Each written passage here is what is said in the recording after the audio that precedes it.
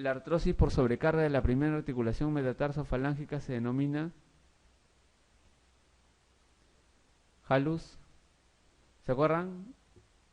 La primera articulación metatarso-falángica, es decir, el primer dedo, el dedo gordo, en la zona metatarso-falángica. En esta unión se produce una lesión por sobrecarga. Habíamos dicho generalmente soldaditos, ¿no? Jóvenes y generalmente aquellos que usan esos zapatos, pues, no gruesos y apretados, ¿no? En el ejército, ¿no? Que los meten a marchas ¿no? Y digamos ejercicios interesantes del pie con esa sobrecarga. Halus rigidus, ¿no? Artrosis, ¿no? Habíamos visto que habían signos de inflamación también en el dibujo, ¿no? Y en la foto. ¿Qué deformidad no aparece en el halus valgus? Muy bien, habíamos hablado que el halus valgus tiene una serie de características, ¿no? Ustedes pueden hacerlo fácilmente, ¿no? Con su mano, como, ¿no? Como habíamos dicho, el dedo se va hacia afuera o hacia adentro. Hacia afuera o hacia adentro. El dedo. Halus valgus.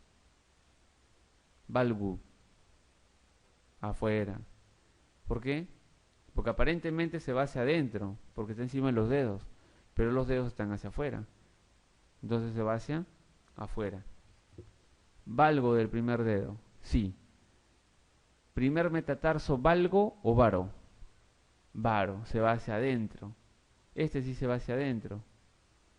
Para compensar el valgo del dedo. Exostosis en la cabeza del primer metatarso. Comienza a aparecer una exostosis porque chocan en esa zona, en la zona del articular, ¿no? Sí, el primer metatarso sufre una exostosis terrible, sí. Luxación externa de sesamoideos. Los sesamoideos se van hacia afuera. ¿Está bien o está mal? Si el dedo se va hacia afuera y el metatarso se va hacia adentro, ¿hacia dónde quedan los sesamoideos? Que deben estar siguiendo el eje compensatorio hacia afuera. Se lucen hacia afuera. Subluxación y artrosis de la primera articulación metatarso-falángica. Sí, pues, se subluxa, ¿no? La articulación se subluxa, se sale de su sitio prácticamente. Y hay artrosis. Muy bien. La sobrecarga del primer radio suele ser debida a, habíamos hablado de sobrecarga, ¿no? ¿Qué pasa cuando se sobrecarga el primer dedo?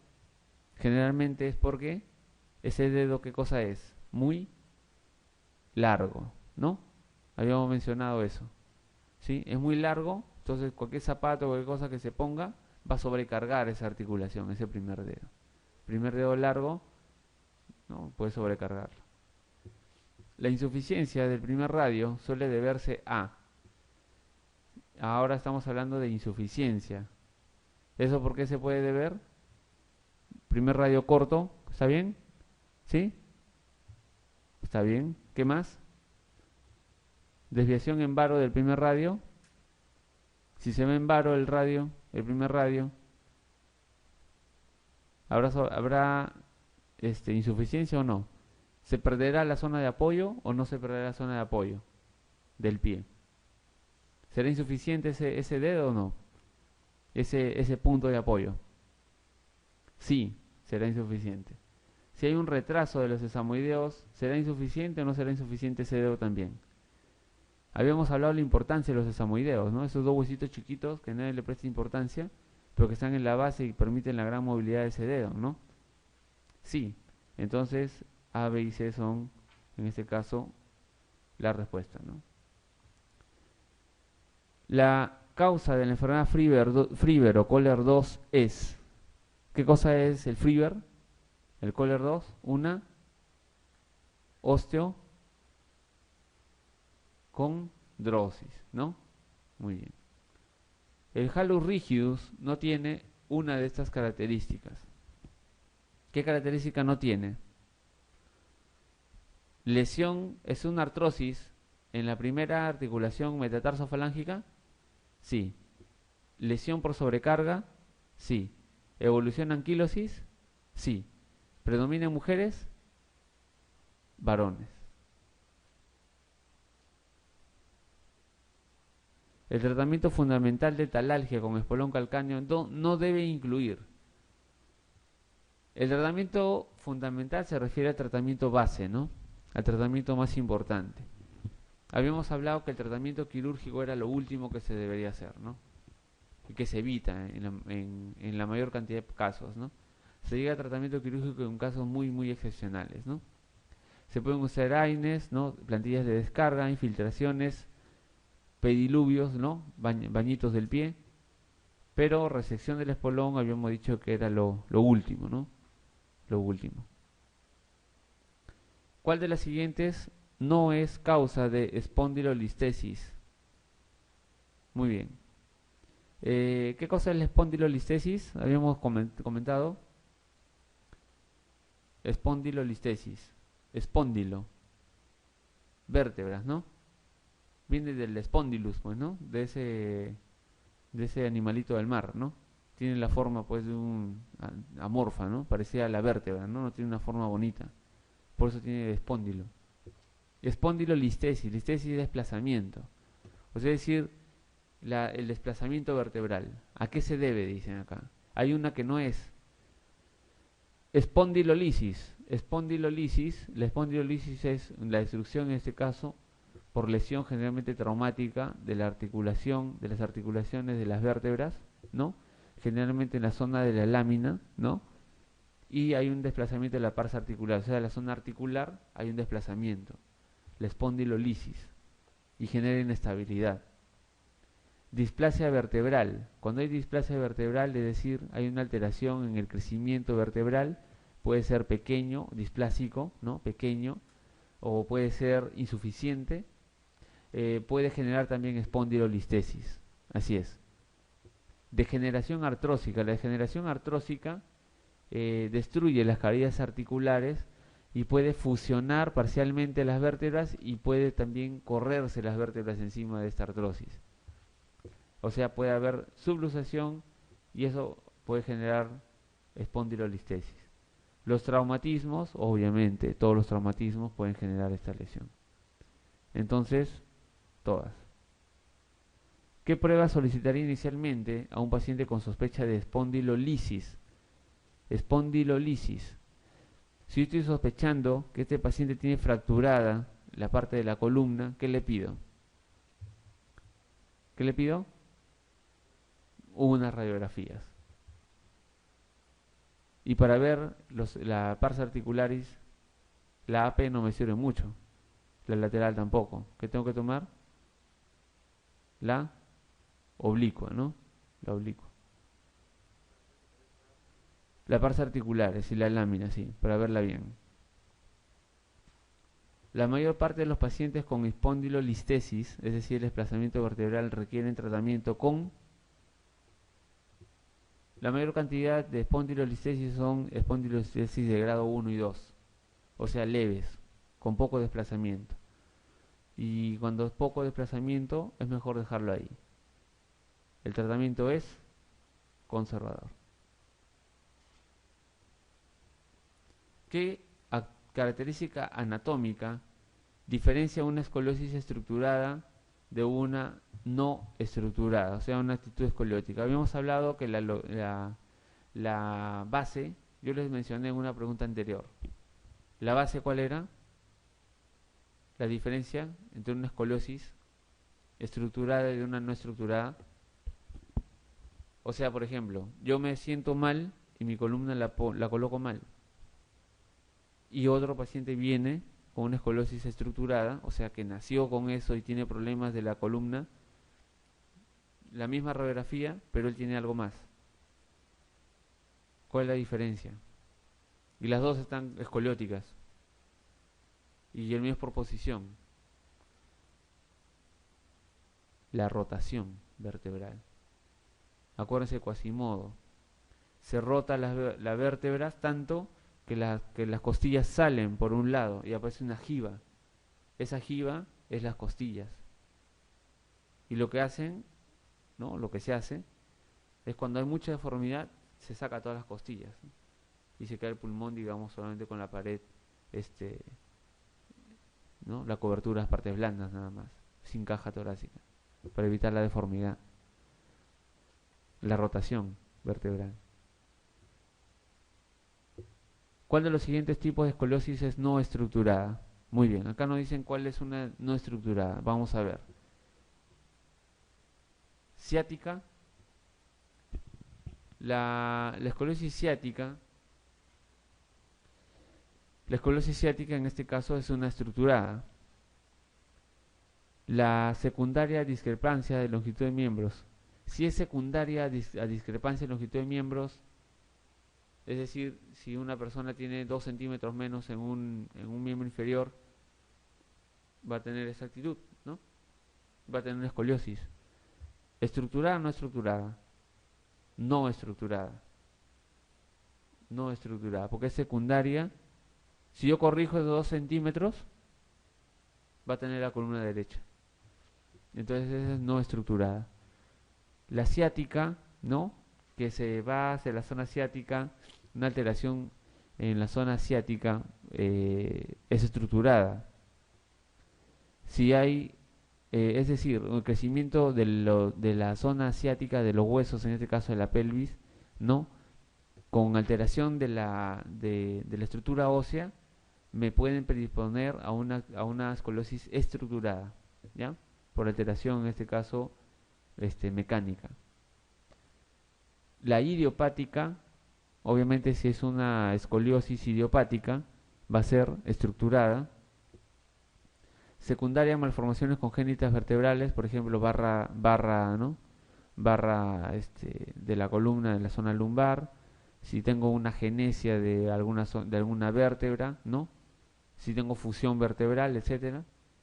O simplemente si tengo una escoliosis, ¿no? Juvenil o una infantil. Secundaria siringomelia. Si tengo siringomelia, puedo tener un paciente con una escoliosis estructurada también. Un caso clínico pequeño. Un paciente de 7 años de edad ingresado en traumatología desde hace 6 horas. Muy bien, pequeño, 6 horas. Tras haber reducido ortopédicamente una fractura supracondílea de húmero. O sea, encima del codo, ¿no? En el húmero distal. Avisa quejándose de dolor intenso en el miembro, parestesias en la mano, dificultad para mover los dedos. ¿A qué estoy diagnóstico llegando? Síndrome compartimental, con todas las P's, ¿no? Parestesias, ¿qué más tengo? Pain, dolor, ¿qué más? ¿No? Dificultad para mover los dedos, parte del dolor, ¿no? Del pain. ¿Qué más tengo? El yeso, ¿no?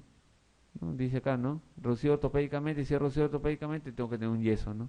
Tengo un elemento externo. Entonces tengo todas las posibilidades para pensar en un síndrome comportamental. Lo primero que debemos realizar es, ¿qué tengo que hacer? Retirar el yeso.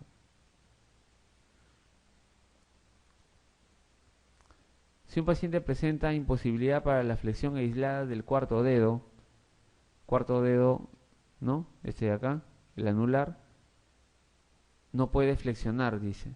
O sea, puedo hacer esto de repente y no flexiona. Listo, tengo una lesión acá en el flexor.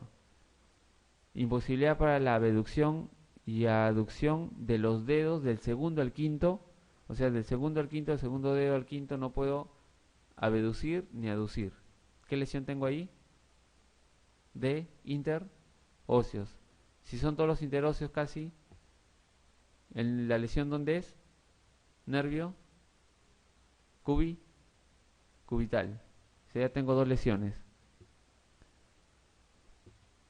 Hipoestesia en la cara volar del cuarto y quinto dedos. No sienten esos dedos. ¿Qué ha pasado? Acá en esta zona. Nervio cubital. ¿Qué estructuras anatómicas sospecharemos que estarán lesionadas? Cubital y flexor de cuarto dedo. Un hombre de 45 años cuyos únicos antecedentes son una hipercolesterolemia sin control y una ingesta de aproximadamente 100 gramos diarios de alcohol. Muy bien. Consulta por dolor intenso en el muslo de inicio brusco hace 2 semanas. Sin antecedente traumático, el paciente camina a duras penas y con marcada cojera y ayudándose de 2 muletas. ¿Qué le ha pasado a este paciente? ¿Qué le pudo haber pasado? Si es alcohólico, toma 100 gramos de alcohol diarios. Necrosis isquémica de la cabeza femoral. ¿Puede ser? Puede ser, ¿no? Así es. Esa puede ser. En estos pacientes se puede presentar, ¿no? Pacientes alcohólicos. Paciente de 25 años. Tras un giro brusco de su rodilla durante un partido de fútbol. ¿Qué es lo más frecuente? Que se haya quedado el pie en el piso y todo el cuerpo se haya rotado hacia, bueno, vamos a decirlo así, hacia la izquierda o hacia la derecha. Rotación interna o rotación externa de todo el cuerpo. Y el pie se ha quedado en el piso.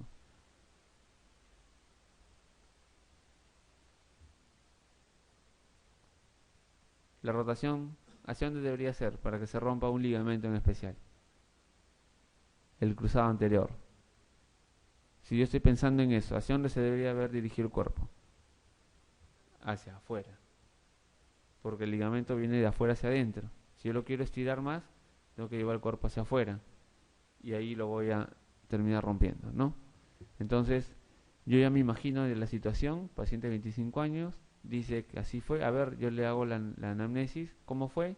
¿Así? Sí, así fue. Listo. Ya tengo ya el 50% del diagnóstico. Forzando la rotación interna de la pierna. Ahí está. Forzando la rotación interna de la pierna. Ya tengo el diagnóstico, ¿no? Nota un crujido articular y presenta dolor inmediato y derrame articular abundante de pocos minutos. Es decir, se ha roto algo importante. El ligamento cruzado anterior sangra. Entonces se rompe y sangra. Se ha llenado la articulación de sangre. Por eso se ha llenado, por eso ha habido un derrame, ¿no? Derrame entre comillas, ¿no? Porque la articulación no se derrama, ¿no? Pero lo llamamos así, ¿no? Entonces derrame articular. El diagnóstico más probable será, no, este de acá, anterior. A la consulta nos sale una niña de 7 años de edad porque su abuela le ha apreciado un arco plantar excesivo. Al explorarle, apreciamos en ambos pies efectivamente un arco plantar longitudinal excesivo con apoyo exclusivo del talón y la cabeza de los metatarsos. Está pisando en copa. ¿Qué pie es? ¿Qué pie es? ¿Un pie? Cabo. ¿Está bien? ¿Está bien o no? Sí, pie cabo. ¿Cuál debería ser nuestra actitud siguiente? Evaluación neurológica. Probablemente tenga algún problema en la columna, ¿no? Probablemente. Recuerden que está bastante relacionado con problemas neurológicos la parte de la columna. Una de las siguientes afirmaciones referidas a la osteomielitis y artritis asépticas causadas por Staphylococcus aureus no es correcta. Ya, nos ponen una serie de implicancias acá y nos me dicen ponga la falsa. ¿Listo? La osteomielitis por Staphylococcus aureus puede ser resultado de diseminación hematógena, traumatismos o infección estafilocócica sobreyacente. ¿Esa es verdadera o es falsa? Verdadera. Muy bien. En los niños la diseminación hematógena suele afectar las metáfisis de los huesos largos con un área de crecimiento óseo muy vascularizada. En los niños que habíamos hablado, ¿qué habíamos hablado en los niños? La diseminación hematógena, ¿dónde se iba? En la zona de crecimiento, pues, ¿no? En la zona de la metáfisis. Entonces está bien. En los adultos, la osteomielitis hematógena suele afectar a las vértebras y rara vez aparece en los huesos largos. ¿Está bien eso o no? ¿Hay diseminación hematógena en el adulto o no? Puede haber, así es. ¿Y hacia dónde se va? Hacia las vértebras, así es. La evidencia radiográfica de osteomielitis es previa al inicio de los síntomas clínicos. Al revés, ¿no? Más o menos, ¿a cuánto tiempo aparecen los signos radiográficos? Habíamos mencionado. ¿Recuerdan? ¿Cuánto tiempo ya aparece la reacción perióstica ya en la radiografía? ¿Después de cuánto tiempo? ¿Recuerdan que habíamos mencionado? Más o menos a la segunda para la tercera semana, ¿no? De la segunda para la tercera. Pues dice que la gamografía, inclusive en 5 días, en los primeros 5 días ya tenemos a veces el diagnóstico. El absceso de Brody es un foco aislado de osteomelitis estafilocócica en el área metafisial de los huesos largos. El absceso de Brody pues es un foco aislado, ¿no? Es decir, una zona donde si se aborda en ese momento y se retira el absceso de Brody, se puede resolver en ese caso una osteomelitis localizada.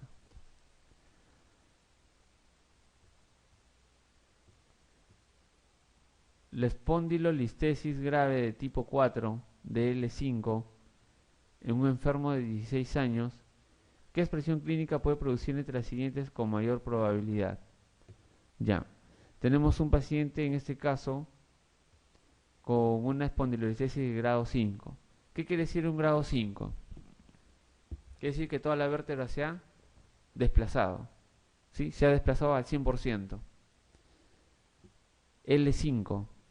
En L5 hay médula. ¿Dónde termina la médula? L1, L2, ¿no? ¿Está bien? Termina la médula. Y después empieza, ¿qué cosa? La cauda equina, ¿no? O sea, todos los nervios que van hacia abajo. ¿Sí? Tiene 16 años. Entonces, si yo estoy pensando que está por debajo, bien por debajo, la lesión, ya no es medular, sino es de cauda. ¿Qué nervios van hacia la zona bien distal? ¿Qué cosa voy a presentar? A ver, ¿qué cosa va a presentar el paciente? ¿Paraplegia? ¿Vas a presentar paraplegia? No. Deformidad sifótica, está fuera de foco. Lordosis torácica, fuera de foco. Parálisis del cuádriceps. Todos los nervios lumbares prácticamente han salido adelante ya. L5 está bien abajo. L5, recuerden L5 y después sigue S1, ¿no? Y casi todos los nervios del plexo lumbar ya han salido ya. Y el plexo lumbar se va toda la zona hasta la rodilla e inclusive la parte medial de la pierna. Inclusive hasta el pie llegan, ¿no? Por ahí. Y las primeras heces, ¿no? S1, S2, S3 se van a ir hacia la parte posterior, ¿no? ¿Qué es lo más probable que tenga este paciente? Paraplegia, no. Parálisis de cuádriceps, no es probable. Pérdida de fuerza de pie, tal vez sí, ¿no? Y de repente un poquito más arriba, ¿no? De repente la pierna también. Pero como nos han puesto pie, ponemos pie. No es tan específica, pero más o menos nos guiamos el nivel. Y una pregunta digamos, de escala de Glasgow. A ver, le voy a preguntar acá. La evaluación neurológica inicial de un paciente con traumatismo craneoencefálico revela que solo abre los ojos. ¿Cuándo le pongo? Solo abre los ojos, ante un estímulo doloroso. ¿Cuándo le pongo? ¿Se recuerdan de la escala de Glasgow? ¿Cómo es? ¿Cuántos puntos tiene la apertura ocular? ¿4? ¿5 o 6? A ver, póngase de acuerdo.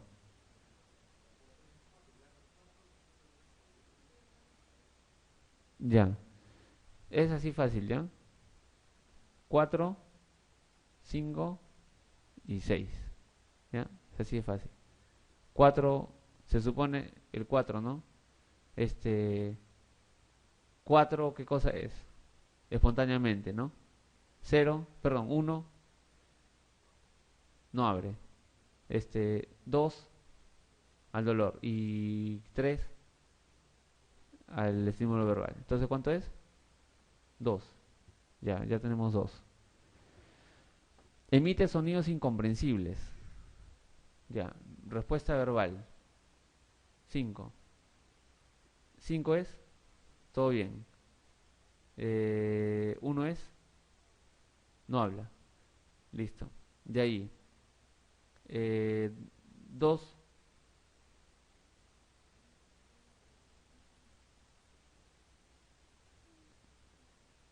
Sonidos incomprensibles, ya.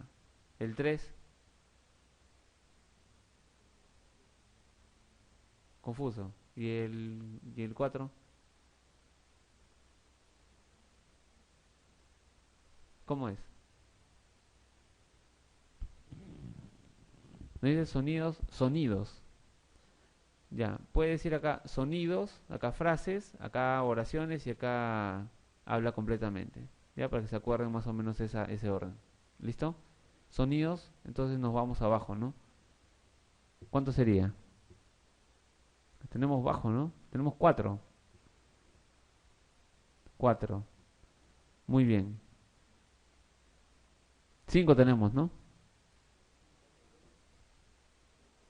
Y localiza el dolor, 5. 9. Está bien, sí llegamos a 9. Ya.